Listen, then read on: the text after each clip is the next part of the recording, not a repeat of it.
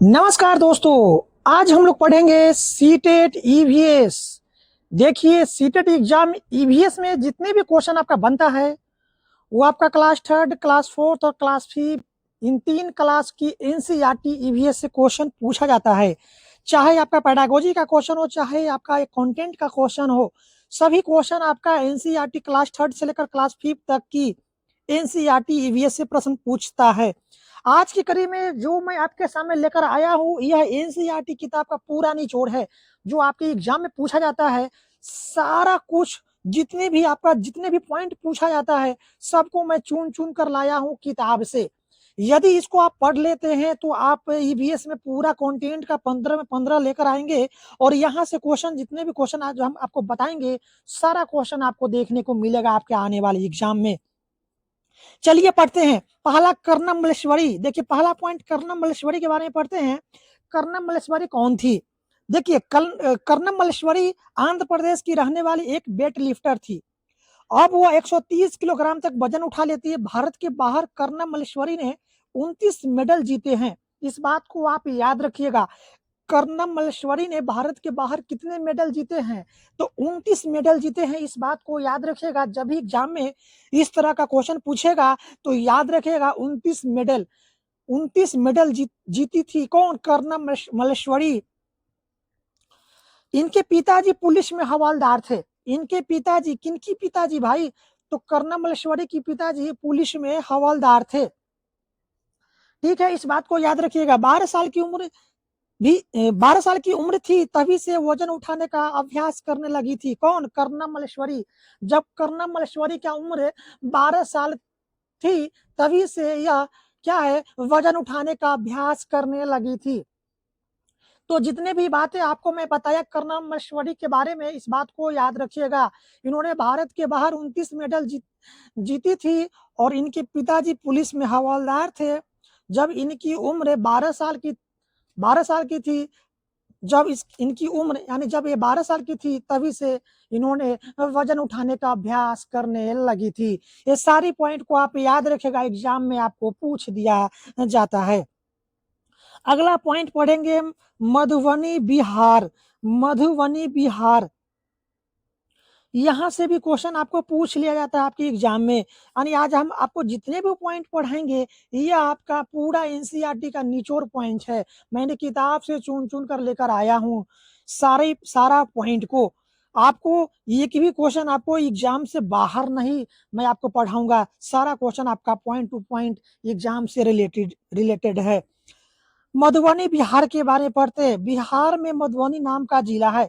त्योहारों एवं खुशी के मौकों पर वहां घर की दीवारों पर और आंगन में खास तरह के चित्र बनाए जाते हैं। अब पूछेगा मधुबनी कहाँ है? तो मधुबनी जो पड़ता है आपका बिहार के एक जिला है मधुबनी। और बिहार के एक जिला है मधुबनी। मधुबनी जिला जो है आपका बिहार में पड़ता है। और वहाँ का जो लोग होते हैं, त्योहारों और खुशी के मौकों पर वहाँ घर की दीवारों पर क्या करते हैं? घर की दीवारों पर और आंगन में खास तरह का चित्र बनाते हैं। कहाँ के लोग? मधुबनी के लोग। ये जो चित्र बनाते हैं, तो चित्र बनाने में किन किन चीजों का प्रयोग करते हैं? तो यह चित्र जो है ना, पीसे हुए चावल के घोल में रंग मिलाकर बनाए जाते हैं। यानी चित्र बनाने के लिए जो रंग बनाते हैं, तो उस रंग को बनाने में कौन कौन चीजों का इस्तेमाल करते हैं? तो याद रखिएगा, चित्र को बनाने के लिए पीसे हुए चावल के घोल में, पीसे हुए चावल का घोल यानी पीसा हुआ चावल के घोल में रंग मिलाकर क्या बनाया जाता है? चित्र को बनाया जाता है। यानी चित्र जो बनता है उसमें क्या होता है? चावल का पिसा हुआ घोल होता है। इन रंगों को बनाने के लिए नील, हल्दी, फूल, पेड़ों के रंग आदि का क्या है? इस्तेमाल किया जाता है। यानी चावल का जो पिसा हुआ जो चावल का पाउडर होता है, वो चावल का पिसा हुआ पाउडर में क्या क्या चीज मिलाता है? तो नील, हल्दी, फूल, पेड़ों के रंग, ये सभी चीज को मिलाकर के क्या बनाता है? रंग बनाता है।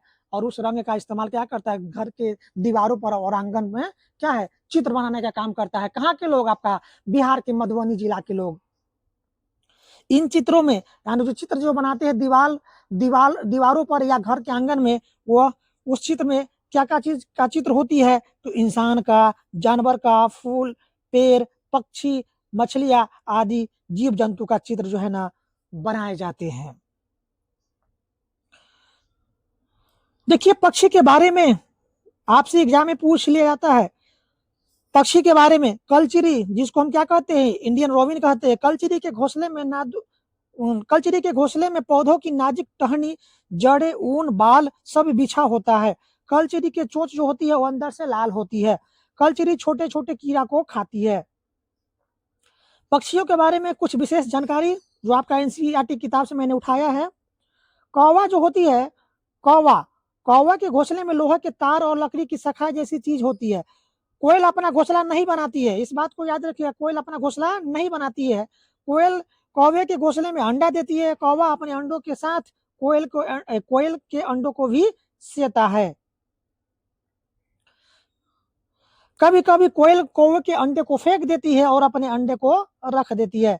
कौवा पेड़ की ऊंची डाल पर घोंसला बनाता है। कौवा पेड़ की ऊंची डाल पर घोंसला बनाता है। फाख्ता चिड़िया जो है कैक्टस के कांटों के बीच या मेहंदी के मेर में घोंसला बनाता है। ठीक है, इस बात को आप याद रखिएगा। गोराया के बारे में पढ़ते हैं। गोराया अलमारी के ऊपर आईने के पीछे भी घोंसला बना लेती है। कबूतर जो है, कबूतर अपना घोंसला कहाँ बनाती है, तो कबूतर पुराने मकान या खंडर में अपना घोंसला को बना लेती है। बसंत गौड़ी के बारे में पढ़ते हैं। बसंत गौड़ी यह गर्मियों में पेड़ में टुक टुक करते रहते हैं और पेड़ के तने में गहरा छेद बनाकर उसमें अंडे रखते हैं। दर्जन चिड़िया अपनी नुकीली चोंच से पत्तों को सी लेती है और उसमें क्या है, अंडे को रखती है। शक्करखोरा जो है, शक्करखोरा या किसी छोटे पेड़ या झाड़ी की लटकती डाली पर अपना लटकता हुआ घोंसला बनाती है। कौन? शक्करखोरा अपना घोंसला बाल, बारीक घास, पतली टहनियां, सूखे पत्ती, रुई, पेड़ की छाल की डाली पर अपना लटकता घोंसला बनाता है। इसमें मकड़ी के जाल भी होते हैं। किसका? शक्करखोरा की घोंसला में। अगला पॉइंट, घोंसला टुकड़े मकड़ी के जाल और कपड़ों को चिथड़े से भी बनाते हैं। कौन? शक्करखोरा। नर बीबर पक्षी के बारे में याद रखिएगा। जितने भी आपका नर बीबर पक्षी जो होते हैं वो अपना घोंसला बनाते हैं और मादा बीबर पक्षी जो होती है वो नर के बनाए हुए घोंसला को देखती है और उनमें से जो सबसे अच्छा लगती है उसमें जाकर को क्या है, अंडा को देती है। बीबर पक्षी में जो है ना, बीबर पक्षी में सभी नर बीबर अपने अपना घोंसला को बनाती है। पक्षी केवल अंडे देने के लिए घोंसला बनाते हैं। जब अंडों से बच्चे निकल जाते हैं तो वह घोंसला छोड़कर क्या है, उड़ जाते हैं। घोंसला छोड़कर क्या है, पक्षी जो है ना, घोंसला छोड़कर पक्षी अलग अलग जगहों पर चले जाते हैं, जैसे पेड़, जमीन और पानी में। शुतुरमुर्ग दुनिया का सबसे बड़ा पक्षी है लेकिन उड़ने में असमर्थ है। शुतुरमुर्ग का अंडा सभी पक्षियों में सबसे बड़ा होता है। हमिंग बर्ड दुनिया की सबसे छोटी पक्षी है। हमिंग बर्ड पीछे और आगे दोनों दिशाओं में उड़ने में क्या होती है, सक्षम होती है। अब जानवरों के दांत के बारे में पढ़ते हैं। यहाँ से भी आपके एग्जाम में पूछ लिया जाता है जानवरों के दांत के बारे में जानकारी। गाय के आगे के दांत पत्तों को काटने के लिए छोटे छोटे होते हैं। गाय के आगे के दांत जो होती है पत्तों को काटने के लिए होती है और घास चबाने के लिए।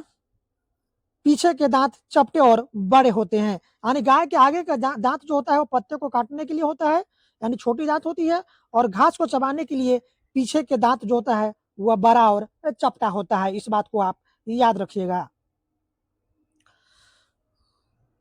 बिल्ली के दांत नुकीले होते हैं जो मांस फाड़ने और काटने के काम आते हैं। सांप के दांत भी नुकीले होते हैं पर वो अपने शिकार को चबाकर नहीं खाता है बल्कि पूरा निगल जाता है।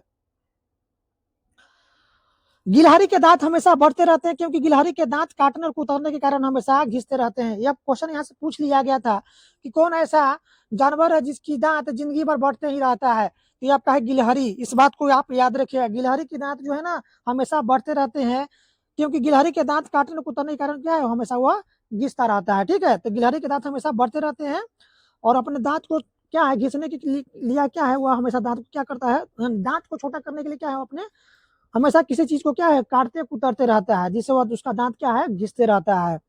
कुछ पक्षी हमारी तुलना में 4 गुना अधिक दूरी तक देख सकती है, जैसे चील, बाज और गिद्ध। इस बात को भी आप याद रखिएगा। नल्लामारा गांव कहाँ पड़ता है, आपका आंध्र प्रदेश में है। बाजार गांव जो है आपका महाराष्ट्र में है। कफ परेड आपका मुंबई में है। ओलगुडी गांव आपका कर्नाटक में, आप सब ये सभी आपका जगह का नाम है, इसको भी आप याद रखिएगा। रेगिस्तानी ओक पेड़ के बारे में पढ़ते हैं, यहाँ से तो क्वेश्चन आपको डिफिनेटली पूछ लिया जाता है रेगिस्तानी ओक के बारे में। रेगिस्तानी ओक के बारे में पढ़िए। रेगिस्तानी ओक पेड़ ऑस्ट्रेलिया के रेगिस्तान में पाया जाता है। इसकी ऊंचाई 11 से 12 फीट होती है और पत्तियां बहुत ही कम होती है। इस रेगिस्तानी ओक पेड़ की जड़ें 200 से 300 फीट की गहराई तक जाती है, जब तक कि पानी तक न पहुंच जाए। रेगिस्तानी ओक पेड़ के तने में पानी जमा होते रहता है। जब कभी इस इलाके में पानी की कमी होती है तो वहां के लोग इसके तने के अंदर पतला पाइप डालकर पानी निकाल लेते थे। बिहू का त्योहार असम में चावल की नई फसल के कटने पर मनाया जाता है। बिहू त्योहार में औरतें पीले रंग के कपड़े पहनती है।